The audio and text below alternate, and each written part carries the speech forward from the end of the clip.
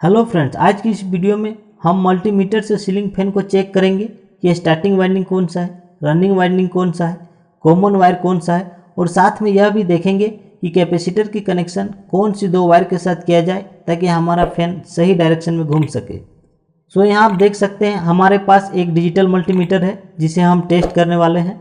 Ceiling fan बनाने वाले हर अलग अलग कंपनियाँ अलग अलग कलर के वायर यूज करते हैं। अभी जो हमारे पास फैन है इसमें एक वायर रेड, एक विलो और एक ब्लू है। अभी हम इन तीनों वायरों में से टेस्ट करेंगे कि कौन रनिंग वायर है, कौन स्टार्टिंग वायर है और कौन कॉमन वायर है। जिन दो वायरों में सबसे ज़्यादा रीडिंग आएगा हम कैपेसिटर को उन्हीं दोनों वायरों के बीच कनेक्ट करेंगे। और इसके अलावे जो हमारा तीसरा वायर होगा वो हमारा कॉमन वायर होगा जिसे हम लोग न्यूट्रल से कनेक्शन देंगे। सो सबसे पहले हम देखते हैं कि कौन सी दो वायरों के बीच सबसे ज़्यादा रीडिंग आ रहा है। इसके लिए मल्टीमीटर के एक प्रॉप्स को कॉमन में तथा दूसरे प्रॉप्स को कंटिन्यूटी टेस्ट सॉकेट में लगा ले। अब मल्टीमीटर को कंटिन्यूटी मोड में सेट करें।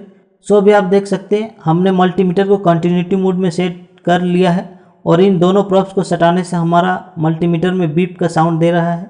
अब हम बारी बारी से तीनों वायरों को टेस्ट करते हैं। सो अभी आप देख सकते हैं येलो वायर और ब्लू वायर के बीच सबसे ज़्यादा रीडिंग दे रहा है, मतलब हमारा जो कैपेसिटर का कनेक्शन होगा इन्हीं दो वायरों के बीच होगा, यानी कैपेसिटर के एक वायर येलो में और कैपेसिटर का दूसरा वायर ब्लू में कनेक्ट होगा। साथ ही जो हमारा तीसरा वायर रेड है ये हमारा कॉमन वायर होगा जिसे हम लोग न्यूट्रल सप्लाई देंगे। अब हमें पता करना है कि इन दोनों वायरों में से फेज का कनेक्शन किस में देना है। सो अब हम मल्टीमीटर के एक प्रॉप्स को कॉमन वायर में तथा दूसरे प्रॉप्स को इन दोनों वायरों के बीच टेस्ट करना है। जिसमें ज़्यादा वैल्यू आएगा वो हमारा फेज वायर होगा जिसके साथ हम सप्लाई के फेज वायर को कनेक्ट करेंगे, और जिसमें कम वैल्यू आएगा वो हमारा स्टार्टिंग वायर होगा जिसके साथ कैपेसिटर का एक वायर कनेक्ट होगा। सो भी आप देख सकते हैं रेड वायर और ब्लू वायर के बीच सबसे ज़्यादा रीडिंग दे रहा है, मतलब हमें यह पता चल गया कि ब्लू वायर जो है यह हमारा फेज वायर होगा, यानी सप्लाई का जो दूसरा तार होगा वो हम ब्लू वायर में कनेक्ट करेंगे और येलो वायर जो है इसके साथ हम केवल कैपेसिटर को कनेक्ट करेंगे।